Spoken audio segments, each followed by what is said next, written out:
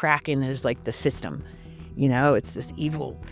It's in everything. It's like this malignant, metastasized system.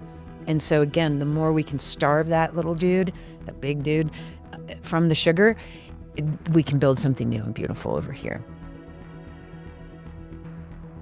Freedom isn't just about breaking away from governments. It's about escaping any force that tries to control or silence you. In today's episode, we sit down with Valerie B. Love, host of the Bitcoin for Peace podcast, who reveals a side of Bitcoin you may have never considered. As a lifeline for people trapped in abusive relationships or oppressive environments, how can decentralized, borderless currency empower someone to rebuild their life in secrecy?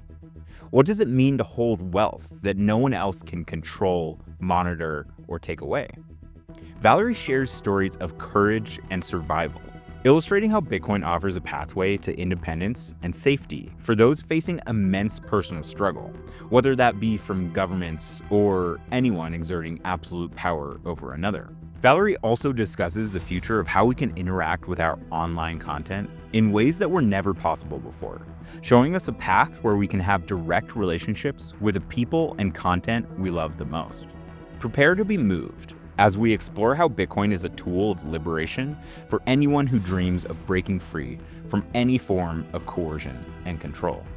But before we do that, I want to introduce our sponsors, Stampseed, the Orange Pill app, and Swan.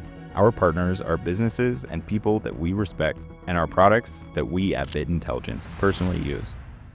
You're watching 21 Voices.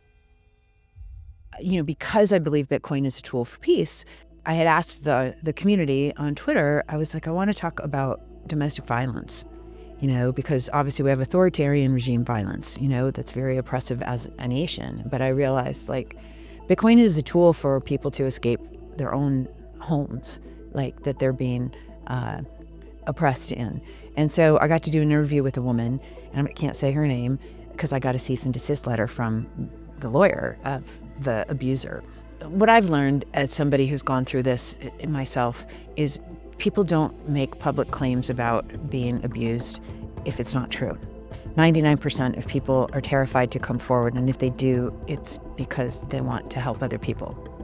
And so I think it's so important that we share stories, before and after stories about Bitcoin. It's scary sometimes, if you have to go and try to hodl away some Bitcoin so you can escape somebody who's beating you over the head every day in your own house and has surveillance cameras on you and your kids. That guy. Anybody who does that, people. And so it's very, very important that we share those stories so that other people can go, oh my God, I'm not alone. And wow, maybe this could be a tool for me in my unique situation, And so the idea is to connect people with the stories and connect them with each other and the resources so that they can go take action themselves. Stories in and of themselves, fluff, fluff, fluff. You need to have action after and the ability for people to connect to the solution in a safe way, that feels, because if you do this the wrong way in a violent situation, you might get killed. If your partner finds that you've been squirreling away dollar bills or sats or whatever, if they find that you're doing an escape plan and they got you, a lot of times these folks don't want to let you go and you don't get to go anywhere. And so it's so, so important that we share how to do this. And if we have templates or blueprints or any of this kind of thing, open source it to the world so that we can say, here you go, women's shelter. Here you go, violent regime.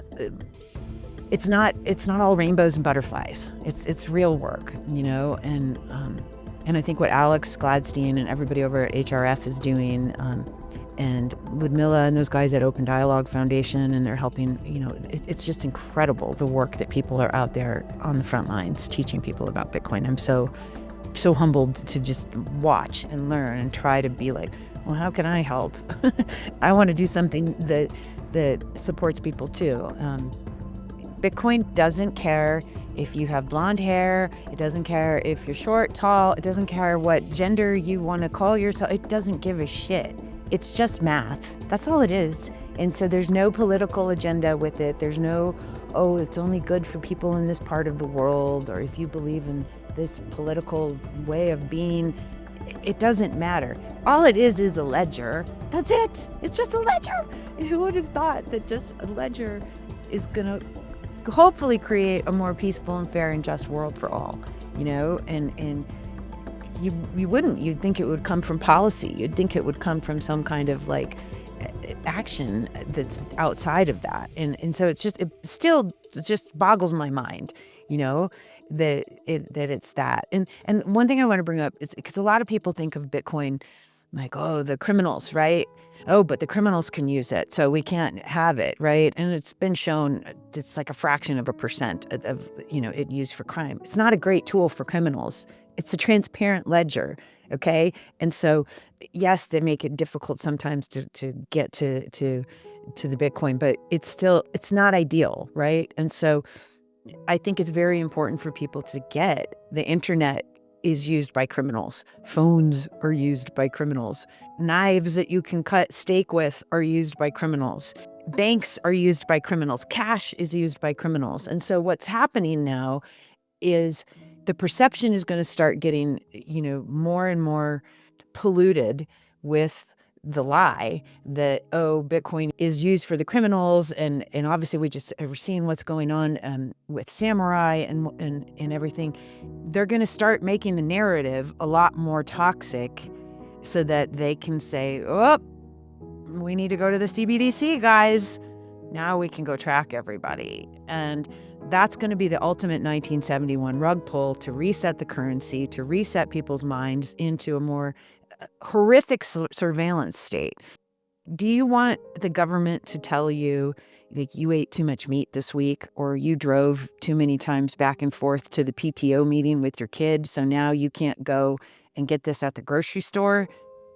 No, that's what they're going to do, like they do in China.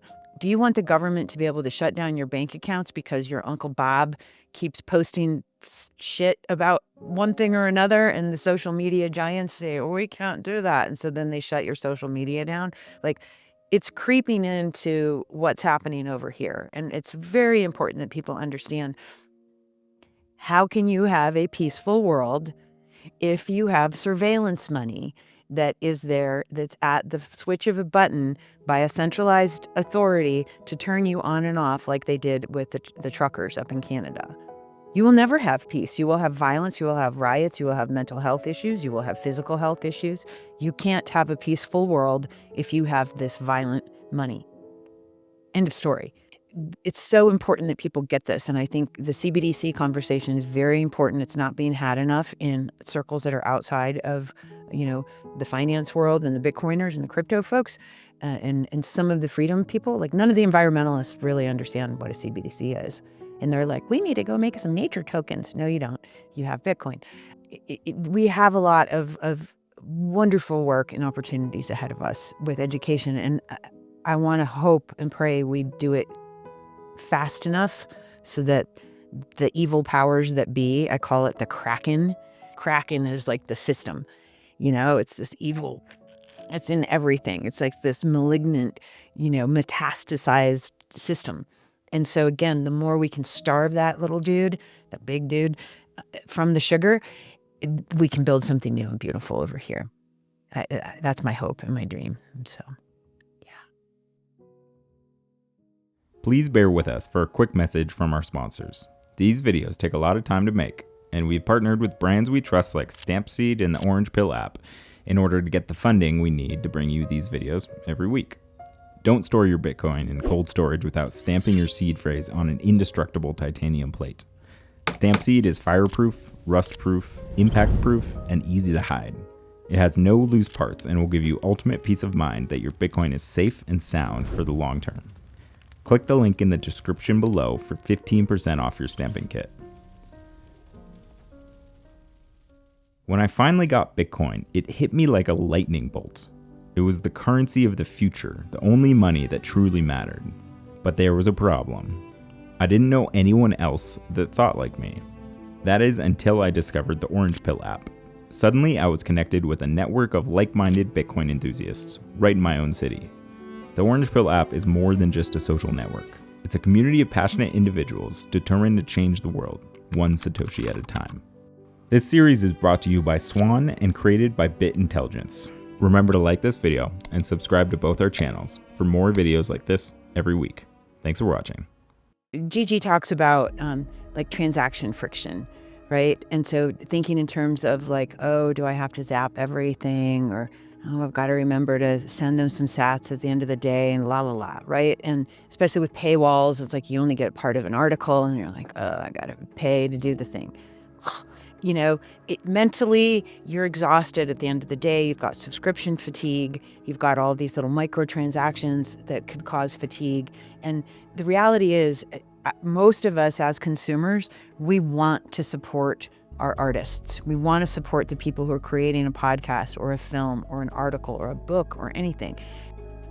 We have to think in terms of how can we have a new Content 2.0 creator society that isn't just Netflix and Spotify and Apple and whoever else is getting and Amazon getting our monthly subscriptions. But first of all, as a consumer, I don't know how much money's actually going to the movie that I saw or the song that I listened to 100 times this month because I had a breakup or whatever. And so I would love to know as a consumer at the end of the month, oh, I've consumed, this many minutes here, this, da, da, da, da, da. Wouldn't it be cool if you had a consumption budget? And so let's say your consumption budget is $20 a month and mine's, I'm Michael Saylor, so mine's 10 million a month or whatever.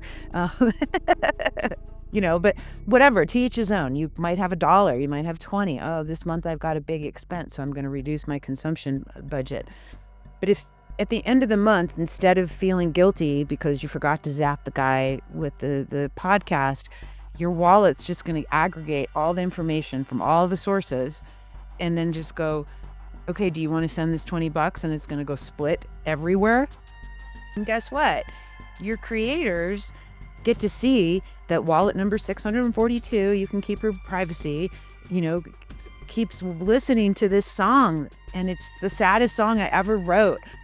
Oh, I'm going to send them a free ticket to my concert. And then you get to communicate back and forth like with Nostr. So how cool would that be to start community building and building your fan base directly because you have data that you know that they've been consuming your content and they can still have that privacy if they wish or not. We're hostage by the algorithms with all the social media. We don't know when you're waiting, for your royalty check from the record label. It could take 3 to 6 months, and you don't know exactly for sure that those people listen to those things, and maybe you're getting shortchanged. Like, artists don't have a lot of time to go audit all of this, so having a transparent wallet with a transparent ledger, hope maybe integrating with Nostr, who knows, that to me would be so interesting and exciting, as a creator and a consumer. Because then I know, I don't have to have 20 Patreon accounts. And I can just do it based on my true consumption, and if I want to send extra money each month, cool, I'm giving Bevan a tip because, dude, he's doing great. Or he's got a big project that he needs to do fundraising on. Okay, maybe I'll only allocate 15 of my $20 to everybody else, but I'm going to give him that 5. Imagine if 10,000 people do that. Your project is funded now. You know what I mean? So these small things matter, and right now we're not making a full living doing zaps and doing fountain and doing all that. But I think we have the opportunity to shift the consciousness away from the free, give it to me now, everything needs to be free, from paywall to this is what I'm actually consuming and this is what I want to spend each month on my consumption. That would be cool. For you, if let's say you're reading 9 Wall Street Journal articles or New York Times, whatever it is, you don't want to keep track of that. That's not going to happen, And so if you've got something that can keep track of it for you, that you've given permission and these platforms have given permission, then you can consciously look, and set your alarm every month at the first of the month to review your consumption. Yay. Oh, and you can gamify it. You can use game mechanics and whatnot in there to play around with it. So there's all sorts of fun ways to create, sticky experiences as a creator. And so if I'm launching something, I can have some different incentives too, to be like, the more you keep listening, you're going to keep getting more something fan stuff from me, whatever. So there's all sorts of ways to play around with it that can reduce friction, and the friction is like, that's going to the middleman. They're reducing friction, like you said, by keeping it, kind of forgotten and hidden in the background. And then all of a sudden, but then like you think about all the subscriptions you have, and it's like, truly, how much, are you using them? Let's say you have $100 a month in subscriptions. Are you really consuming $100 worth of that? If so, cool. But a lot of times we're not, and so it's just kind of like, okay, well, that's $1,200 a year. If over 5 years, how much Bitcoin could I have bought with that? When we're learning about Bitcoin and when we're learning anything, like, we have to know thyself, right? What kind of learner are you? Are you a visual learner? Are you an audio learner? Are you somebody who needs to touch something?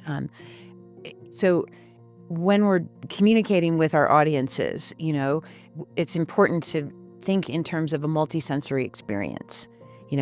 Like, what's going to work for one audience is, or a couple members in the audience, they're going to tune out because they need to like hear something instead of seeing all the gobbledygook, charts. Where someone else, if you go, oh, well, here's a before and after. If you would have saved, this is how much Bitcoin you would have. And if you see this like thing, you're like, oh, now it's like the meme culture is so powerful, like what you can do in one image, And so I think for us, always sharpening our saws and learning from each other and going, oh, wow, that really seemed to get an aha for me. I need to maybe experiment with that in my, art and creation and stuff. So I think that's always, but people get that. The minute you say, like, if you would have saved this instead of your $8 latte for the last 5 years, you would be a trillionaire. Oh, whatever. But it's just showing that, and then it's because then people don't connect dots. They need the dots connected for them sometimes. And for us as storytellers and creators, it's our job to figure out how to creatively connect dots in a meaningful way as quickly as possible, I think, and that's important. So go check out bitcoinforpeace.org. If you have a before and after story that you want to submit for the Peaceful Money, Peaceful World collection, submit it. And it doesn't have to be perfect. It could be a poem, it could be a song, it could be a video, it could be an article. Your story matters. Go use your voice. Get your voice out there. And you don't have to be a millionaire or a billionaire. You don't have to be a pop star. You don't have to be Joe Rogan. Your voice matters and your story matters. And so even if 5 people get that and they get a message and they have an aha, well, what happens if 5 more, you get the domino effect? I always think about orange domino theory, is what I call it. And I would just invite people to remember, like, your voice matters, your story matters, and your mission matters. And get your butt out there, and you're not alone. So let's rock. I don't know about you guys, but I'm pretty excited about how a value for value economy could rise up on the back of this technology, completely changing the way we interact with media. Bitcoin is just so versatile. It will change the way we interact with people from our digital lives and people from our physical lives. For individuals facing abuse, control, or surveillance, Bitcoin can be a lifeline, a way to reclaim power over their own lives and from the prying eyes or oppressive forces that exert control over them. Valerie's story reminds us that peace and freedom are deeply personal and sometimes revolutionary. Bitcoin's neutrality means it doesn't judge, it doesn't control, and it doesn't take sides. It simply exists as a tool for anyone to use. Bitcoin is a shield, a voice, and sometimes a secret lifeline for those living in the shadows. In a world filled with noise, perhaps Bitcoin's greatest power lies in its silence, a freedom beyond control, beyond borders, and beyond fear. If you want to learn more about Bitcoin and how it will demonetize real estate, bringing housing costs back to realistic prices for the average person, watch this next video here. Don't forget to smash that like button and subscribe to our channel for more videos like this every week. Thanks for watching.